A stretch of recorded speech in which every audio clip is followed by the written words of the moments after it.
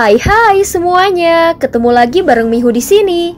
Oh ya, kali ini Mihu akan membawakan alur cerita Donghua yang berjudul Battle Through the Heaven. Mihu mengingatkan sekali lagi ya bahwa konten ini full spoiler. Tanpa lama-lama lagi, yuk langsung aja kita masuk ke isi ceritanya.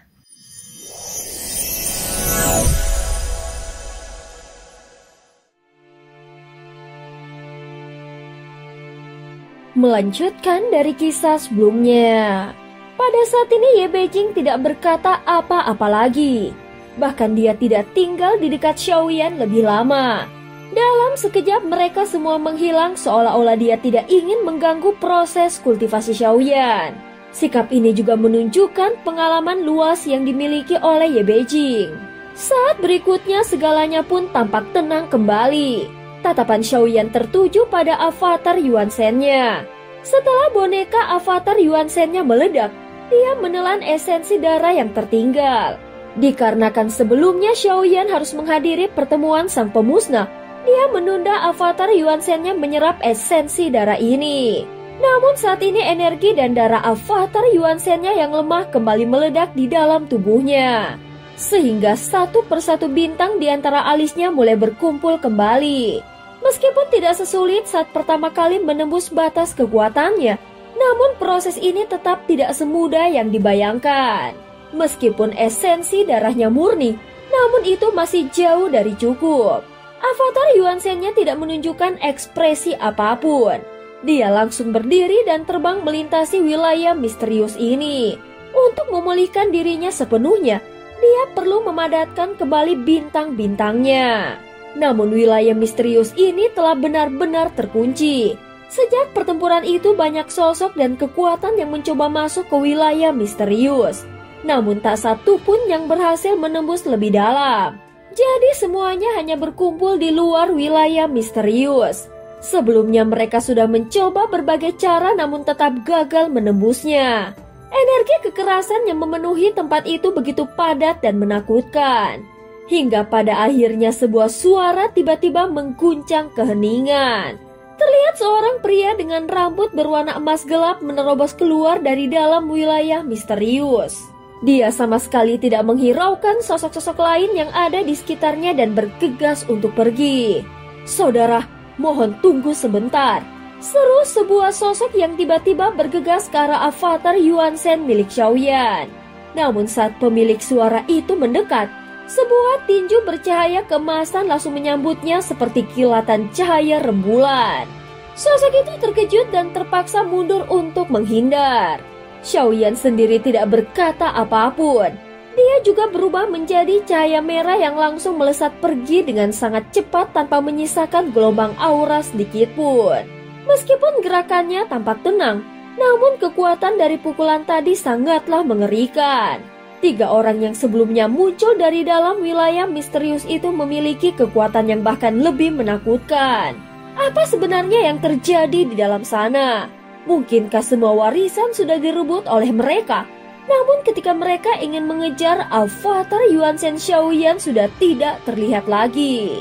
Dia telah meninggalkan area misterius itu untuk mencari salah satu planet sejati. Semua planet di Kampan Laut Barat telah hancur dan setiap planet tampaknya sudah tidak stabil. Sebagian besar planet ini telah hancur akibat perampasan Taisu, sehingga sebagian besar menjadi planet mati atau rusak dan hanya menyisakan puing-puing planet. Oleh karena itu Xiaoyan hanya bisa terus mencari dan mengumpulkan sisa-sisa energi planet demi membantu avatar Yuan Shen-nya memulihkan energi dan darahnya. Di tengah pencarian itu, avatar Yuan Shen Xiaoyan menyeret sebuah planet mati di belakangnya, sambil terus menghancurkan dan menempa tubuhnya sendiri. Kecepatan pemulihannya memang lambat, namun stabil saat kekuatannya telah pulih hingga memadatkan bintang di antara alisnya.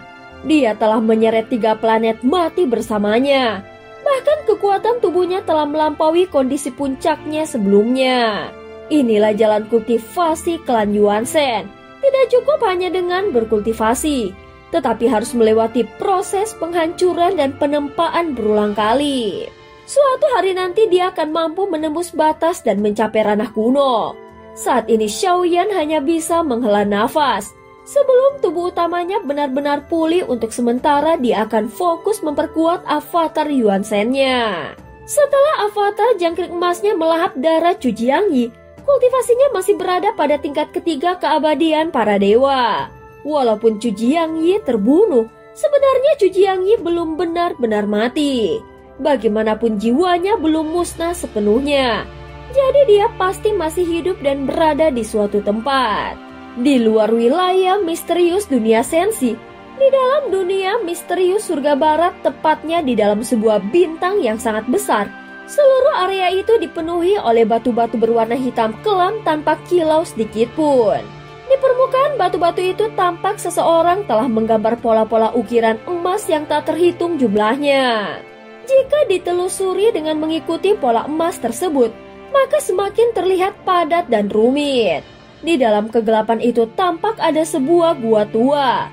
Di dalam gua itu duduk sosok bayangan kelam di atas tahta batu. Tubuhnya berwarna putih, di bawah kedua matanya tampak seperti terdapat bayangan merah tua, seolah diukir dari darah kental. Tubuhnya tinggi besar, setiap otot di tubuhnya tampak sempurna dan mengintimidasi. Namun tangan kirinya terpotong. Jika Xiaoyan berada di sini dan melihatnya sekilas, dia akan mengenalinya. Warna lengannya berbeda dengan tubuhnya. Itu berwarna hitam legam seperti kabut pekat dan dipenuhi oleh pola-pola ukiran emas. Sepertinya lengan itu bukan bagian dari tubuh aslinya, melainkan telah disegel oleh seseorang ke tubuhnya. Dari lengan itu mengalir darah berwarna merah muda. Ketika darah tersebut menetes ke tanah, pola emas yang berada di sekelilingnya mulai memancarkan cahaya hitam. Di udara muncul rantai-rantai besi berwarna emas yang melilit tubuh sosok kelam itu. Sepertinya darahnya memicu reaksi dari segel-segel emas tersebut. Dalam sekejap, tubuhnya pun tampak tercerai-berai. Lengan, dada, dan kakinya terpotong menjadi 5 bagian, seolah-olah dihancurkan oleh kekuatan tak kasat mata. Sial! Jika bukan karena segel ini, aku bisa membunuhnya ribuan kali. Jadi aku hanya bisa mengirimkan telapak tangan ini. Namun aku memang tidak datang untuk membunuhnya. Dia segera bergumam dengan lirih. Jika dia benar-benar adalah reinkarnasi dari Yang Mulia, maka dia pasti telah mendapatkan sebagian informasi dari ingatan Chu Jiangyi. Jika dia mengetahui sumbernya berasal dari dunia misterius surga barat, suatu hari nanti dia pasti akan datang mencariku. Saat itu tiba, aku akan menggunakan sebab akibat ini untuk membuka segelku. Dan saat aku terbebas, aku akan membantai kalian semua para Buddha palsu sampai tak tersisa satupun. Dengan kepala yang nyaris hancur dan napas berat, matanya menyala merah dan tampak menyeramkan. Tidak diketahui sudah berapa lama waktu berlalu, dan kekuatan dari segel-segel emas itu perlahan mulai mereda, sehingga tubuhnya pun mulai menyatu kembali. Pada saat yang sama dia mengangkat lengan hitamnya lalu menunjuk ke udara di luar gua tersebut. Seketika pusaran energi mulai terbentuk. Tak lama kemudian, dari dalam pusaran itu muncul sosok Chu Jiangyi yang perlahan keluar tanpa mengenakan sehelai benang pun. Wajahnya terlihat dipenuhi kemarahan yang luar biasa. Kau pasti tidak menyangka aku hanyalah sisa keinginan dari raja ini. Sisa kesadaran yang ditinggalkan untuk menyelesaikan dendam. Semua ingatan itu, semua kesetiaan, semua penghambatan adalah jebakan yang kutanam. Trik-trik yang dulu kau gunakan padaku, sekarang akan aku gunakan untuk menghabisimu. Tawa dingin menggema dari dalam gua. Di luar gua, Chu Jiangyi juga menunjukkan senyum sinis. Sementara itu di luar bintang terdapat sebuah pagoda suci yang melayang di udara, seolah berfungsi untuk menekan kekuatan di dalam bintang tersebut. Apa yang terjadi di sana? Ucap seorang wanita yang keluar dari dalam pagoda. Sosoknya tinggi anggun seperti cahaya bulan yang paling murni. Kulitnya lembut seperti batu giok. Di bagian alisnya terdapat tanda teratai 9 kelopak. Seolah-olah itu merupakan tempat kekuatannya terkonsentrasi. Wajahnya tenang namun matanya menyurahkan kekuatan luar biasa. Pakaiannya tampak seperti ditenun dari cahaya bintang dan sinar bulan sehingga melayang lembut seperti tertiup angin. Setiap langkah yang dia ambil memunculkan bayangan bunga teratai yang bersinar indah. Di tangannya hanya ada tongkat pendek sederhana, namun mengandung kekuatan yang dahsyat. Tak butuh lama baginya, dia langsung tiba di bintang tersebut. Yang mulia teratai suci, akhirnya kau datang, ucap Raja Iblis sambil menahan rasa tertekan dan tubuhnya yang masih belum stabil. Dia tahu kali ini kekuatan itu benar-benar telah tiba untuk mengakhirinya.